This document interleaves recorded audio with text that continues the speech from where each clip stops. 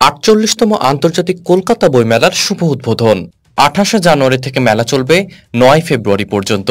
প্রতি বছরের মতো এই বছর সল্টটেক সেন্ট্রাল পার্কে অনুষ্ঠিত হবে ৪৮তম কলকাতা আন্তর্জাতিক বইমেলা।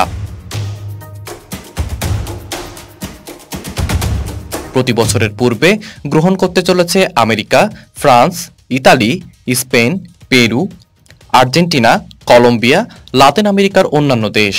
ভারতের অন্যান্য রাজ্য যেমন দিল্লি, উত্তরপ্রদেশ, মধ্যপ্রদেশ, হরিয়ানা, পাঞ্জাব, তামিলনাড়ু, গুজরাট, মহারাষ্ট্র, বিহারের আসাম, তেলেঙ্গানা, কেরালা সহ অন্যান্য রাজ্যের প্রকাশনা থাকছে।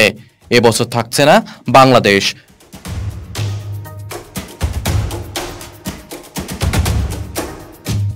গত বছর এই বইমেলা থেকে বাংলাদেশ কোটি কোটি টাকা উপার্জন করেছিল। এবছর তাদের নাম নেই।